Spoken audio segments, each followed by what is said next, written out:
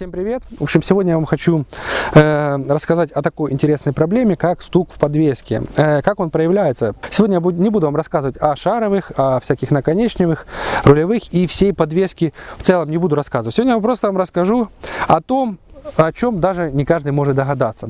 То есть проблема может быть в таком, будет просто потом обидно, если вы реально выкинули кучу денег на замену всей подвески и оказалась у вас вот такая вот маленькая проблемка, которую сейчас я вам вкратце расскажу. Прежде чем я о ней расскажу и покажу, я вам сейчас продемонстрирую, как все-таки стучит у меня подвеска.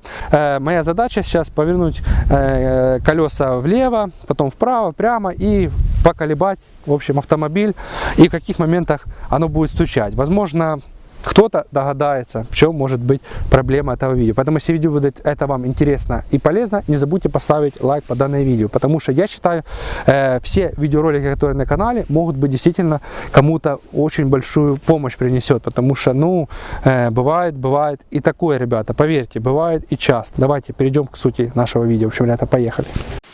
Автомобиля колеса стоят сейчас прямо, и давайте попробуем покачать вот эту вот мою часть, которая стучит. Послушаем, будут ли какие стуки. Стуков никаких нету, это стучит у меня чуть-чуть ляда, поэтому это немножко отходит в сторону, поэтому стука никакого, ребята, сейчас нету. Давайте сейчас мы повернем колеса влево и посмотрим, как будет при повороте колес влево, будет ли стук или не будет.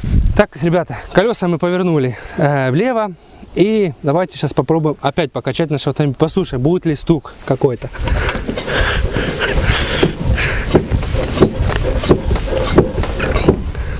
Опять же, стука никакого не происходит, все тихо. Давайте повернем все-таки вправо наши колеса. Итак, ребята, колеса мы повернули вправо. Протекторы у меня, кстати, новые. Это тоже хорошо, новая резина. Итак, поехали. Слушай, будет ли сейчас стук.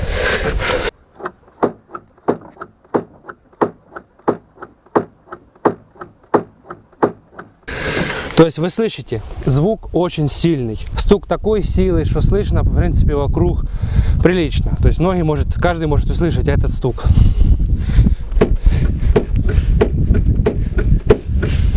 Вы услышали этот стук, он очень громкий и неприятный. Потому что если вы где-то поворачиваете, попадаете на большую ямку, его очень слышно. Я просто идет небольшое качение автомобиля, уже будет стучать. Не каждый крутит колеса вправо-лево. Поставили автомобиль прямо, начали его качать. Нормально, никаких проблем нету. То есть все мастера могут посмотреть, да, допустим, никаких проблем нету. Даже вы в движении там повернули, где-то стукнуло, вы думаете, что-то застучало, да, посмотрели. То есть проблема в том, что именно стук при повороте колес вправо. При левой прямо, допустим, нету такого стука. Именно при повороте вправо очень огромный стук. Поэтому давайте я сейчас вам покажу, что именно стучит. И, в принципе, если кто догадался или у кого было такое, то, конечно же, ребята, это, конечно, действительно проблема, которая стоит ничего. В общем, давайте посмотрим. Сейчас я поставлю камеру и посмотрим, что же все-таки там стучит. Я думаю, вам будет очень прекрасно все видно. В общем, ребята, поехали. Думаю, вы уже догадались, что может быть причиной такого стука. Но давайте все-таки вы посмотрите эту проблему. Видите, как зацепает за подкрылок пружина. Теперь смотрите, при повороте руля пружина будет витки уходить немножко в сторону. Давайте сейчас мы это посмотрим. Так, мы крутим наш руль.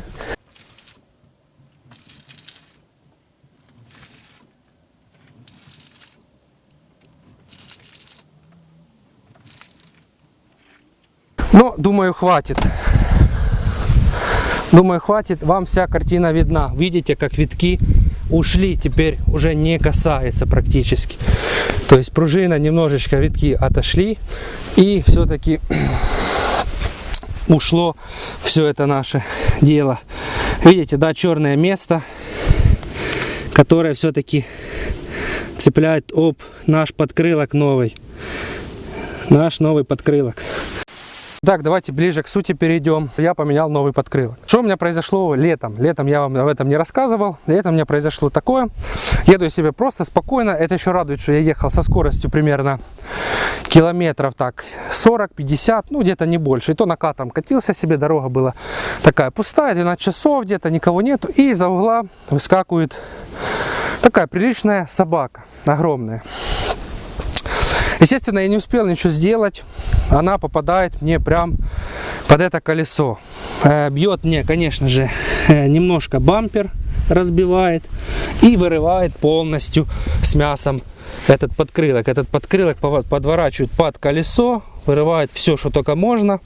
И, естественно, я остаюсь без подкрылка. Подкрылок здесь стоит сейчас новый. Вот. И, конечно же, я его поставил. Пружина, которая идет, вот этот вот выступ под пружину, его нужно просто взять немножечко ножичком в том месте, подпилить, и никаких больше вопросов не будет. Я видел это сразу же, что меня цепляет. Вот, я просто попробовал подогреть пластик, его отогнуть, но все же опять начинает цеплять, поэтому просто ножичком аккуратненько срезаете ту часть, которая зацепляет за пружину, и все, никаких проблем не будет. И это также самое может касаться, когда вы меняете новые пружины. Примерно под такую пружину у вас не было ничего, поставили новую пружину, и у вас начало стучать. Витки пружины бывают по-разному, подвеска все же оно разное, по-разному технология сделана. В общем, все как бы по высоте одинаково, но где-то в каком-то моменте может все-таки попасться так, что именно будет цеплять сама пружина. То есть вы можете поменять такую подвеску, и этот виток будет между как раз вот этим вот выступом данного подкрылка, и он не будет вообще касаться ни вправо, ни влево. То есть может так попасть у вас, что у вас не будет касаться. Но все же это все-таки касается того, кто поменял или поставил подкрылки в автомобиле. Это может быть и сзади, и спереди, и с любой стороны. Не обязательно это передняя часть. Просто столкнулся с этой передней частью только я. Поэтому вот так и получилось. И вот такое вот даже тоже, ребята, бывает. В общем, поменял просто подкрылок. Тот подкрылок у меня был, конечно же, тоже подрезанный.